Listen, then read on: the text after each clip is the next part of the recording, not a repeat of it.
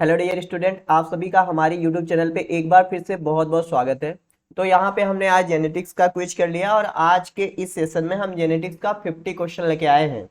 ठीक है। जेनेटिक्स का मोस्ट इम्पॉर्टेंट 50 क्वेश्चन है, बहुत ही अच्छे अच्छे क्वेश्चन है और आपके एग्जाम में आने का प्रोबेबिलिटी बहुत ही ज़्यादा है इसका। तो आप सब अच्छे से देखिए, क्वेश्चन को अपने से सॉल्व करने का कोशिश कीजिए और फिर मैं आंसर बताता हूँ। ये सब देखिए, क्विज जो होता है हम अपने टेलीग्राम ग्रुप पे डेली 7 बजे करते हैं। तो आप अभी हमारे टेलीग्राम ग्रुप पे नहीं ज्वाइन है, ज्वाइन हो जाइएगा आप टेलीग्राम ग्रुप पे।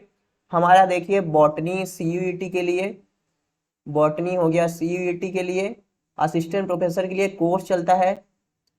तो को असिस्टेंट प्रोफेसर के लिए क्या है, हमारे पास कोर्स है बॉटनी का 2500 में, जहाँ पे आपको video lecture, PPT, PDF note, mock test, audio note, हर चीज आपको एक जगह मिल जाता है। आप ज्वाइन करना चाहते हैं तो ये आपको नंबर यहाँ पे दिख रहा होगा 9569363332। यहाँ पे ज्वाइन कर सकते हो कॉल करके। चलो हो गया ये सारी चीजें, आप सब क्लास में जुड़ चुके हैं, काफी लोग हैं। तो चलिए शुरू करते हैं। So first question is in Mirabilis jalapa. तो मीराबिली जलापा इसे ये है आपका F1 to to to plant है आपका।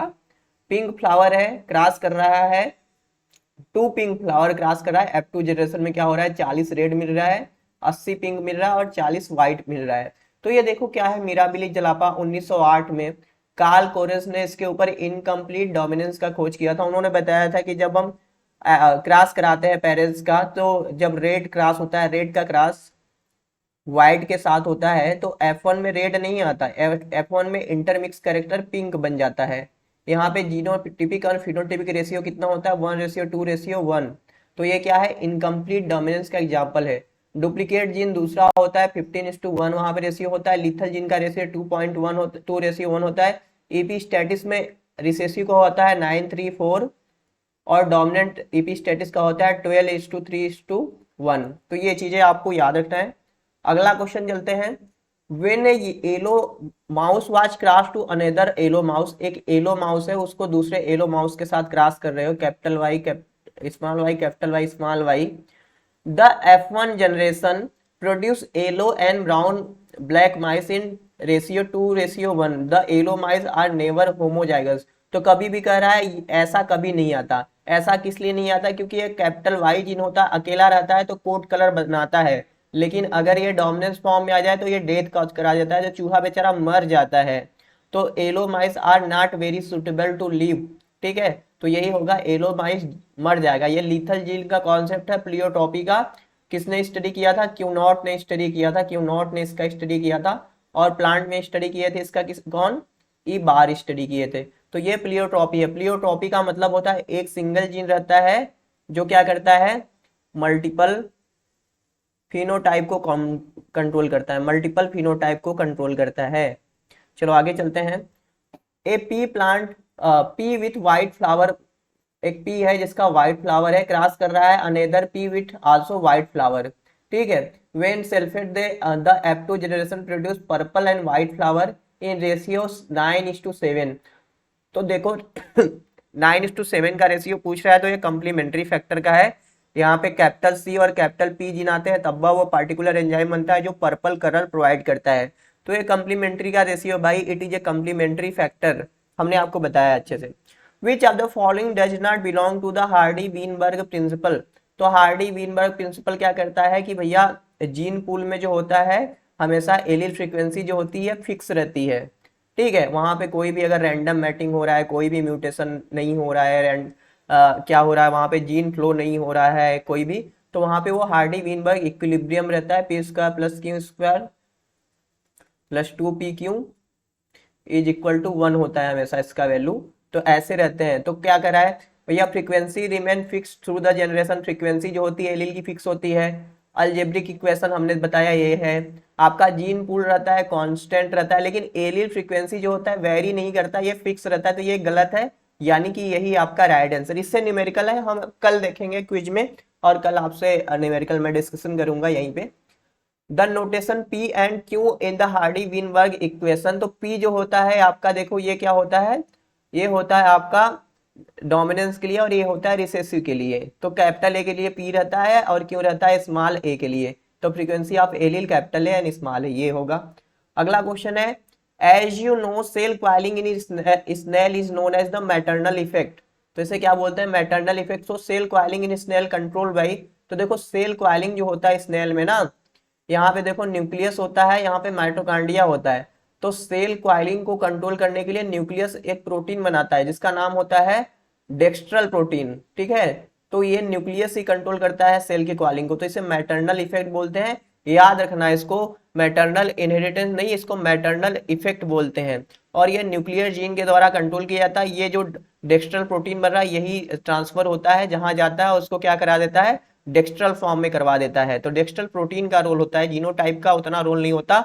जहां भी डेक्स्ट्रल प्रोटीन जाएगा डेक्स्ट्रल करवा देगा, that is the nuclear, it's form by the nuclear gene. चलो आगे चलते हैं। The gene are factor controlling cytoplasmic inheritance are called. तो साइटोप्लाज्मिक इनहेरिटेंस जो होता है, जैसे मेंडल क्या कहते थे, मेंडल कहते थे कि जो भी कैरेक्टर होता है वो बाई पेरेंटल ट्रांसफर में ट्रांसफर होता है एक जनरेशन से दूसरे जनरेशन में, और क्या होता है वहां पे न्यूक्लियर जीन मोस्टली कंट्रीब्यूट करता है। लेकिन बाद में कार्ल कोरेंस है, उन्होंने बताया कि नहीं भैया, कुछ साइटोप्लाज्मिक जीन होते हैं जैसे कि क्लोरोप्लास्ट हो गया, माइटोकांड्रिया होता है, वो भी कंट्रोल करते हैं। तो इसे हम प्लाज्मा जीन बोल सकते हैं, एक्स्ट्रा क्रोमोसोमल जीन बोल सकते हैं, ऑर्गेनेलर जीन बोल सकते हैं। तो ए एंड बी दोनों होगा, मल्टीपल एलील नहीं बोलेंगे। In higher organism cytoplasmic inheritance को और हम क्या कह सकते हैं, इसको हम मैटरनल इनहेरिटेंस बोलते हैं। क्या बोलते हैं, मैटरनल इनहेरिटेंस, ये नहीं बोलेंगे। तो यही होगा राइट आंसर। अगला क्वेश्चन चलते हैं। Cytoplasmic inheritance difference from nuclear inheritance in the absence of. तो न्यूक्लियर इनहेरिटेंस से कैसे अब्सेंट होता है, सिमिलरिटी इन रेसिप्रोकल क्रॉस, गलत बात है। तो मतलब डिफरेंस होता है ना, मतलब अगर आप मेंडेलियन इनहेरिटेंस कराओगे, मेल फीमेल को बदलोगे, कोई भी इफेक्ट नहीं आएगा। लेकिन साइटोप्लाज्मिक इनहेरिटेंस में अगर आप उल्टा क्रॉस कराओगे, मेल को फीमेल की तरह ट्रीट करोगे, फीमेल को मेल की तरह, तो रेशियो आपका बदल जाएगा। बाई पेरेंटल कंट्रीब्यूशन नहीं होता साइटोप्लाज्मिक में, इफेक्ट ऑन बैक क्रॉसिंग ये भी नहीं होता। तो ऑल ऑफ द अबव, मतलब हर तरह से साइटोप्लाज्मिक इनहेरिटेंस आपका न्यूक्लियर इनहेरिटेंस से डिफर करता है। कप्पा पार्टिकल किसने डिस्कवर्ड किया था, तो देखो पैरामीशियम होता है ना, ठीक है। पैरामीशियम के अंदर क्या रहता है, ये कप्पा, कैपिटल के या रहे या कैपिटल के स्मॉल के रहे, तो ये कप्पा पार्टिकल होता है। ये क्या बनाता है, एक फैक्टर बनाता है, जहर पैरामीसिन बनाता है ना, तो यही बनाता है। तो इसको किसने देखा था, सोने बोर्ग ने देखा था। कोरेंस ने मिराबिली जलापा में इनकम्प्लीट डोमिनेंस का खोज किया था। रोड्स ने साइटोप्लाज्मिक मेल स्टेरिलिटी का खोज किया था। Okay, male sterility was discovered by, तो मेल स्टेरिलिटी जो डिस्कवर्ड किए थे रोड्स थे। कौन थे, रोड्स थे। लेबर्स ऑप्टिक न्यूरोपैथी जो होता है, इंसानों में डिजीज होता है। अगर माइटोकांड्रिया के जीन में म्यूटेशन हो जाता है ना, तो इंसानों के अंदर डिजीज हो जाता है, लेबर्स ऑप्टिक न्यूरोपैथी बोलते हैं, ठीक है। ये सब नहीं होगा, किडनी वडनी नहीं। अगर एक स्नेल मदर है सिनिस्टल कॉइलिंग स्मॉल डीडी, देखो मदर के पास है sinistral coiling small DD and father के पास है डेक्स्टल कॉइलिंग कैपिटल डीडी। तो देखो अब ये मान लो फादर का है, फादर का ये देखो न्यूक्लियस जीन है, कैपिटल डी है, ये यहाँ पे आपका डेक्स्ट्रल प्रोटीन तो बनाएगा, लेकिन ये सिर्फ मेल से क्या जाएगा, स्पर्म जाएगा। तो डेक्स्ट्रल प्रोटीन तो यहाँ पे जाएगा नहीं। अगर डेक्स्ट्रल नहीं जाएगा तो सारे प्रोजेनी कैसे बन जाएंगे, सारे बन जाएंगे सिनिस्टर, यानी कि लेफ्ट हैंडेड बन जाएंगे सारे ना, all progeny being the left handed. अगर ये मदर होती तो मदर से सारे जाते तो डेक्स्ट्रल बन जाते। आगे चलते हैं। if male plant with dominant pink leaf cross with the female with recessive white leaf in F1 generation all the progeny have pink leaf, मतलब डोमिनेंस था पिंक, फिर वो F1 में सारे पिंक ही आ रहे हैं, व्हाइट का कोई लेना देना नहीं है। तो ये क्या है आपका, ये this is occur due to normal Mendelian inheritance, dominance की वजह से आ रहा है। साइटोप्लाज्मिक का क्वेश्चन करा रहा हूं तो साइटोप्लाज्मिक लगा रहे हो, हाँ ऐसे होता है। चलो आगे चलते हैं। The male sterility gene present in which of the following, सीधे सीधे मैं माइटोकांड्रिया दे देता तो मार देते। अब organelle which membrane extensively present in the cell, तो ये क्या होगा, ये आपका इंडोप्लाज्मिक रेटिकुलम होगा, जो कि नहीं होगा। A organelle which have the extensive folding on inner side and have the ability to synthesize ATP, तो ये माइटोकांड्रिया, यही राइट आंसर है। लार्जेस्ट सेल ऑर्गेनेल आप न्यूक्लियस को कह सकते हो। ऑल द करेक्ट ऑप्शन मत लगाओ भाई, ऑल द करेक्ट ऑप्शन काहे लगाते हो, जहां भी देख लिया ऑल द करेक्ट लगा दिया, ऐसे होता है क्या। देखो एक आपको पिडिग्री दिया गया है, सिंपल पिडिग्री है, CSIR नेट 2019 का क्वेश्चन पेपर। सिंपल हमने आपको क्या बताया है, अगर मदर से आल प्रोजेनी में कोई भी कैरेक्टर हो, अगर मदर डिजीज है, आल प्रोजेनी में वो डिजीज हो रहा है, that is the maternal inheritance, cytoplasmic inheritance, या यूं कहूं तो माइटोकॉन्ड्रिया क्लोरोप्लास्ट। तो देखो यहाँ पे मम्मी को क्या है, डिजीज है, मम्मी से जितने भी बच्चे आ रहे हैं सब अफेक्टेड हैं, फिर ये है, इससे भी सब अफेक्टेड है, इससे, तो ये क्या है, साइटोप्लाज्मिक इनहेरिटेंस। तो यहाँ पे ऑप्शन में देखना है साइटोप्लाज्मिक कहीं दिख रहा है, हाँ ये माइटोकॉन्ड्रिया वाला साइटोप्लाज्मिक है। अब सी करेक्ट हो गया तो सी हो गया, फिर सी के साथ डी है तो डी भी, variable expression can due to heteroplasty, तो अलग अलग जीन कंट्रीब्यूशन होता है जिसकी वजह से अलग अलग, जैसे ये जो माइटोकॉन्ड्रिया वाला जीन होता है किसी में ज्यादा अपने आप को एक्सप्रेस करेगा तो ज्यादा डिजीज करा देगा, ज्यादा गहरा, किसी में कम करेगा तो कम गहरा, तो सी डी करेक्ट होगा। समझ गए ना, अगला चलते हैं। कंसीडर करना है आपको फॉलोइंग और पूछना है आपसे कि इसमें से कौन कौन है जो साइटोप्लाज्मिक इनहेरिटेंस के एग्जाम्पल है। तो देखो कर्नल कलर ऑफ व्हीट ये जो है पॉलीजेनिक एग्जाम्पल है भाई, पॉलीजेनिक का, पॉलीजेनिक इनहेरिटेंस का ना, तो ये हो गया, ये हो गया, यानी ए बी सही होगा। चलो आगे चलते हैं। ये देखो अब साइटोप्लाज्मिक मेल स्टेरिलिटी में रिस्टोरर जीन एक होता है, जब जैसे देखो साइटोप्लाज्मिक मेल स्टेरिलिटी क्या होता है ना, अगर देखो माइटोकॉन्ड्रियल जीन है फीमेल का एम्प्टी जीन है, अगर इसमें म्यूटेटो हो गया तो इससे जितने भी प्रोजेनी बनेंगे मेल आएगा तो वो स्टेराइल रहेगा। तो अब क्या होता है, एक आरएफ करके फैक्टर होता है, या इस फॉर्म में, दोनों फॉर्म में रह सकता है। तो अगर म्यूटेशन रहे माइटोकॉन्ड्रिया में नहीं रहे, अगर ये प्रेजेंट रहेंगे तो मेल क्या होगा, वो फर्टाइल होगा। तो अब देखो क्या कह रहा है, cytoplasmic male sterility CMS in plant is caused by the mutation in mitochondrial genome, CMS can be restored by the RF, यानी nuclear gene restorer of fertility इसे बोलते हैं, which is a dominant character.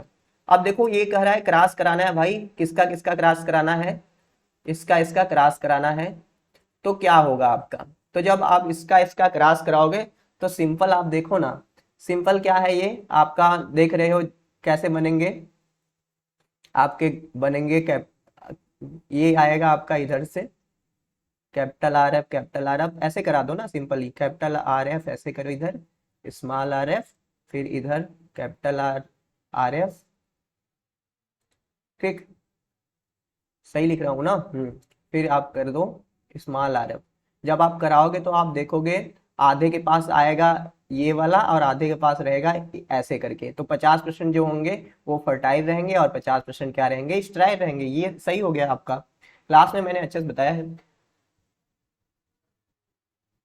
क्या हो रहा है, ये दो क्वेश्चन रिपीट, चलो यहाँ से क्वेश्चन है अब, in which of the following reciprocal cross affected, तो किसमें रेसिप्रोकल क्रॉस अफेक्टेड हो जाता है, तो आप देखोगे इनकम्प्लीट डोमिनेंस में कुछ फर्क नहीं है, रेसिप्रोकल क्रॉस से डोमिनेंस में नहीं है, मेंडेलियन इनहेरिटेंस में नहीं है, लेकिन साइटोप्लाज्मिक इनहेरिटेंस में देखो, जैसे मैं कहूँ ये देखो डेक्स्ट्रल है, ये फीमेल है, तो इससे सारे प्रोजेनी डेक्स्ट्रल बन रहे हैं, लेकिन इसको एक तरह मेल मान लो और एक बार इसको फीमेल मान लो, पहले इसको हम क्या मान रहे थे, मेल कर रहे थे, क्रॉस करा रहे थे, सारे कैसे आ रहे थे, राइट हैंडेड डेक्स्ट्रल आ रहे थे, लेकिन जब आप इसको फीमेल कंडीशन करोगे तो सारे लेफ्ट हैंडेड आने लगेंगे, यानी कि रिजल्ट आपका बदल जाएगा। Pattern of shell coiling in snail is example of, तो पैटर्न क्वाइलिंग जो सेल स्नेल का होता है वो न्यूक्लियर जीन के द्वारा कंट्रोल होता है, तो मैटरनल इफेक्ट इसे बोलते हैं, साइटोप्लाज्मिक इनहेरिटेंस नहीं, ऑल ऑफ द एबव नहीं, मैटरनल इनहेरिटेंस याद रखो। ये आपको एक पेडिग्री आया है, देखो ये फीमेल को डिजीज है, फीमेल से सारे बच्चों में जा रहा है, फिर इसके सारे बच्चों में, फिर इसके सारे बच्चों में, ठीक है, फीमेल फीमेल सारा, तो यह क्या है आपका साइटोप्लाज्मिक इनहेरिटेंस। अगर हम कहें कि मान लो मेल से सारे मेल में, सिर्फ जैसे मान लो ऐसे मैं कराऊं एक क्रॉस करा के,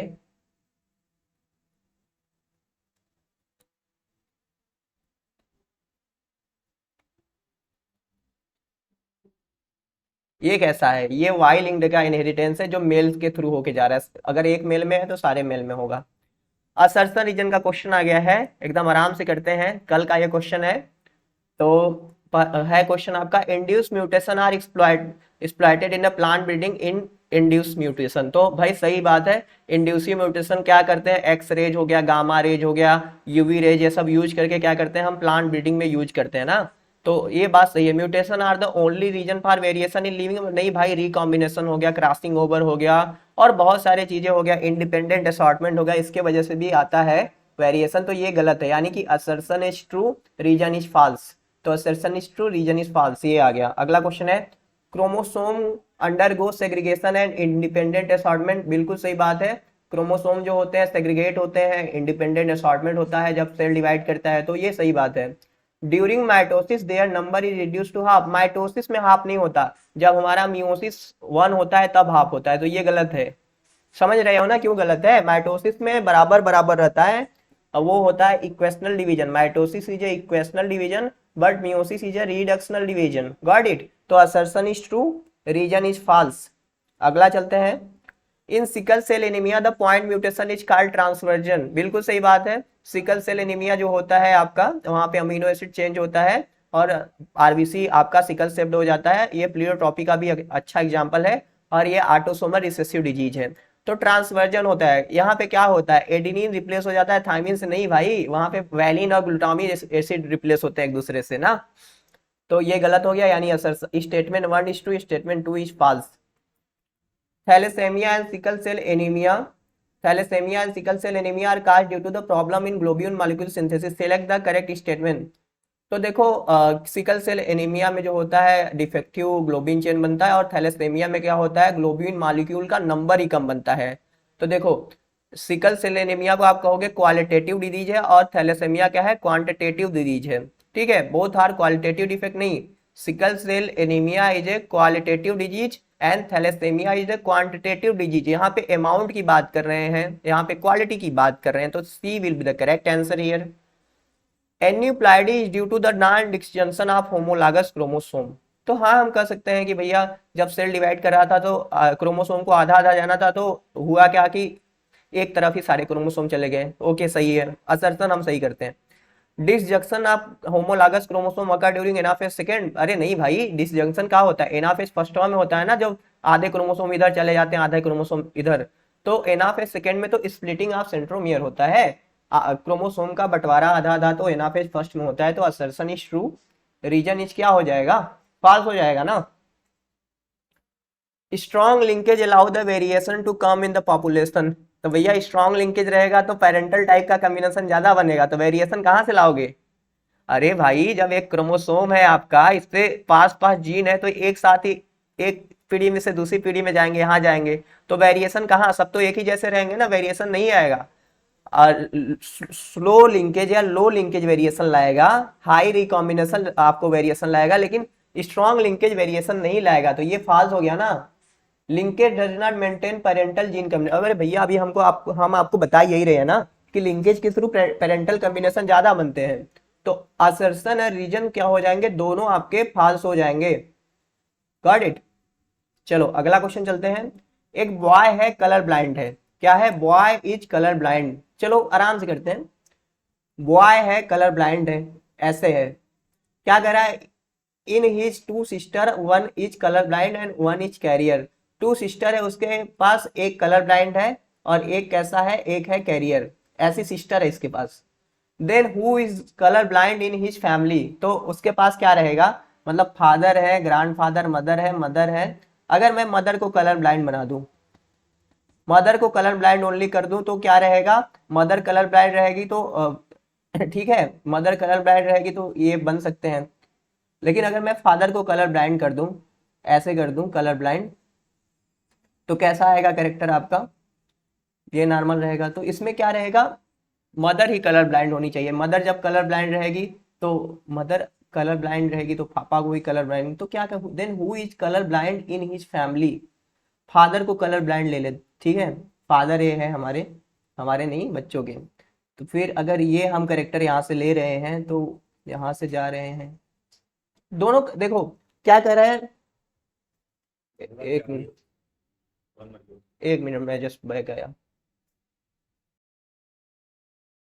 हाँ जी, तो हम हमारा क्वेश्चन क्या है, कह रहा है कि अब बॉय इज कलर ब्लाइंड। तो बॉय कलर ब्लाइंड है इन हिज टू सिस्टर, एक सिस्टर उसकी कलर ब्लाइंड है। यानी सिस्टर अगर कलर ब्लाइंड है, देखो तो क्या हो रहा है, एक एक्स क्रोमोसोम इसका फादर से आ रहा है, एक मदर से आ रहा है। तो मदर कैरियर हो सकती है, ठीक है, मदर क्या है, मान लो कैरियर है, और फादर को मान लो कलर ब्लाइंड है, ठीक है, ये वाला। तो अगर ये वाला लेके हम अगर चक्कर बोर्ड बना के आपको दिखाएं सिंपल, ऊपर हम प्लेस करें फादर के जीन को ऐसे करके, और नीचे प्लेस करें मदर के जीन को जो कि कैरियर है। तो देखो एक जो सिस्टर इसकी है, ये कलर ब्लाइंड हो जा रही है, और ये अपने खुद कलर ब्लाइंड हो जा रहा है, और एक जो बन रही है कैरियर बन जा रही है और एक लड़का नॉर्मल बन जा रहा है। तो यहाँ पे कलर ब्लाइंड कौन हुआ? कलर ब्लाइंड पापा हुआ ना, है कि नहीं? और ये मम्मी जो हुई इसकी ये कैरियर है, समझे? तो father is the correct answer here. चलो आगे चलते हैं। एक पर्सन है जो trisomy for 21st pair of chromosome, तो 21st pair of the chromosome पे ट्राइसोमी हो जा रहा है, यानी 2n+1 हो जा रहा है। ट्राइसोमी यही होता है, तो ये कहेंगे डाउन सिंड्रोम। यहाँ पे क्या होगा? XXY हो जाएगा, सेक्स क्रोमोसोम पे एक X ज्यादा हो जाएगा। टर्नर में क्या होता है? मोनोसोमी होता है, XO होता है। तो राइट आंसर डाउन सिंड्रोम। इसे मंगोलिज्म भी बोलते हैं, जैसे जीभ बाहर निकला रहता है, पागल हो जाते हैं, थोड़े से लड़के पागल टाइप के दिखते हैं। चलो आगे। Blindness to the red is known as, तो ब्लाइंडनेस टू रेड इसे हम प्रोटोनेपिया बोलते हैं, ग्रीन के लिए ड्यूटेरोनेपिया होता है। आप बताओ इसी हारा चार्ट क्या होता है? इसी हारा चार्ट बताया है मैंने, गेस करो। चलो, both sickle cell anaemia and Hutchinson chorea as the, तो sickle cell anaemia, autosomal recessive, तो दोनों क्या है? कंजेनिटल डिसऑर्डर्स हैं, ठीक है? तो ये क्या एक पीढ़ी से दूसरी पीढ़ी में जाते रहते हैं, ओके? डिसऑर्डर और डिजीज का मतलब समझते हो? डिजीज जैसे कहो तुमको क्या हो गया? बुखार आ गया, यानी कि टाइफाइड हो गया या डेंगू हो गया, that is the disease. Disorder is the impaired variation, यानी कि उस पार्टिकुलर डिजीज की वजह से क्या क्या बॉडी में डिफेक्ट आ रहे हैं, यानी लंग नहीं काम कर रहा है, सांस नहीं लिया जा रहा है, किडनी नहीं काम कर रहा है, पेट में डाइजेशन सिस्टम नहीं है। तो डिसऑर्डर यानी कि कलेक्शन ऑफ द इफेक्ट या इटियोलॉजी, उसे बोलते हैं डिसऑर्डर्स। चलो आगे चलते हैं फिर। Condition of karyotype 2n+1 trisomy, monosomy, tetrasomy and nullisomy are called. तो ये क्या है? एन्यूप्लाइडी से कहोगे कंप्लीटली। एन्यूप्लाइडी में क्रोमोसोम का नंबर घट सकता है या बढ़ सकता है। पॉलीप्लाइडी में क्या कहोगे? अगर हम ये जीन कह रहे हैं दोनों है एक ही पेरेंट्स के, तो ये क्या करेंगे? बार बार अपने आप को मल्टीप्लाई कर रहे हैं, कितने बार कर रहे हैं, that is the polyploidy. Alloploidy is the genome from two different host, two different parents who are multiply their number continuously। तो मतलब दो पेरेंट्स, दो अलग अलग ऑर्गेनिज्म के जीनोम है, जैसे कि as you all know Raphanobrassica made by the Karpechenko and they cross the Raphanus sativus and Brassica napus and made the Raphanobrazzica। Monosomy, as you all know, monosomy is the reduction of one chromosome either from the somatic chromosome or the allosome। Got it? Disorder of amino acid metabolism result in here alkaptonuria, phenylketonuria, albinism, all are the disorder related to amino acid metabolism, okay? Euploidy is the best example of, euploidy is nothing but it is the multiplication of haploid set of chromosome at the multiple times, so your answer will be 1। got it? The glucose 6 phosphate deficiency inheritance example of, तो glucose phosphate deficiency is the disease of example of X-linked recessive disease, okay? Hemophilia is more common in male because of it, so hemophilia is more common in male because of the there is the recessive trait carried by the X chromosome। Actually there are only one X chromosome on the male। if this X is affected by X chromosome is affected by the hemophilia gene, then hemophilia express in itself, got it? But in the female there are two chromosomes, if one chromosome is affected by the hemophilic gene, there are the another X chromosome who maintain their function, and hemophilia occur in the recessive form, and this is known as the carrier female। so hemophilia more predominantly expressed in the male rather than the female, okay? so right answer will be the 1। Phenylketonuria, Hutchinson chorea and the sickle cell anemia are caused by the recessive disorder associated with, this is the very important question for exam point of view। so there are the chromosome which are associated with the phenylketonuria। actually chromosome number 12 form a enzyme which maintain the phenylalanine to phenylalanine transformation into the tyrosine, but if the chromosome 12 get mutated, then there are no conversion of the phenylketonuria into the tyrosine। so if mutation get on the chromosome 12, phenylketonuria occur। if it is occur on the chromosome 4, Hutchinson chorea disease get shown, and if the mutation occur on the chromosome number 11, there is the sickle cell anemia। तो sickle cell anaemia वाला ज्यादा important है, ये याद रखना आप कि chromosome number 11 वाला। एक क्वेश्चन पूछूं, आप बताओ जो मेंडल ने अपने कैरेक्टर को स्टडी किया था वो कितने क्रोमोसोम पे उनके सिचुएटेड थे, जो 7 pair of the contesting character था। याद रखना, अगर आपसे पूछे कितने कैरेक्टर लिए थे मेंडल ने अपने स्टडी में, तो आप 7 मत बता देना, 14 बताना या 7 पेयर बताना। Got it. चलो आगे चलते हैं। The gene for haemophilia is located on the x chromosome, hence it is normally impossible for what is impossible in given 4 option? Carrier mother to pass the gene in the her son, actually carrier mother, okay, son, okay, son बन सकता है इससे, y गया तो ये haemophilia हो सकता है। Haemophilic father to the pass the gene to the daughter, haemophilic अगर फादर है तो ये डॉटर को दे सकता है, ओके, डॉटर को दे सकता है, डॉटर को करा सकता है। Haemophilic father to pass the gene to the son, actually father contribute the Y gene to the son, not the X chromosome. Y chromosome are transferred from the father to the son. So there is no possibility of the transforming the hemophilic gene to the father, from the father into the son. Okay, in the son hemophilic gene are transformed from the mother. Okay, got it. So the right answer will be the C.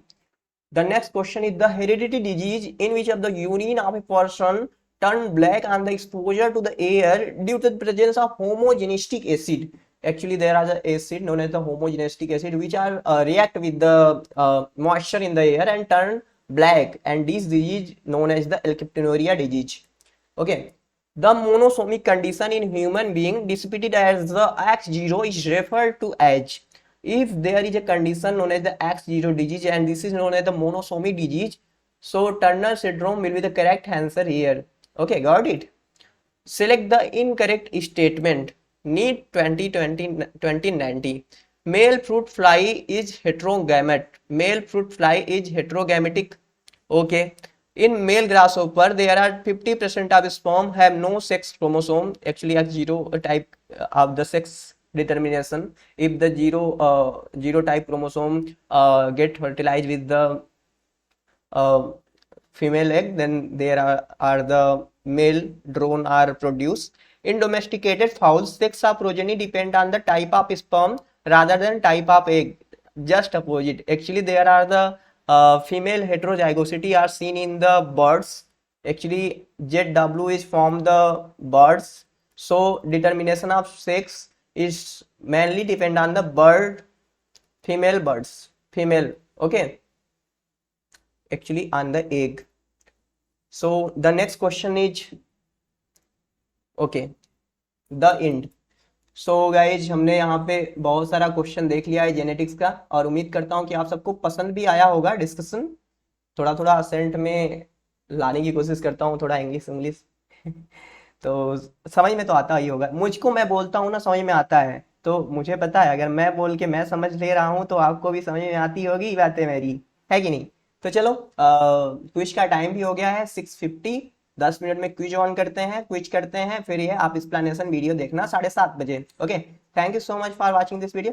Channel को subscribe कर देना, कभी बोलता नहीं हूँ, भूल जाता हूँ मैं।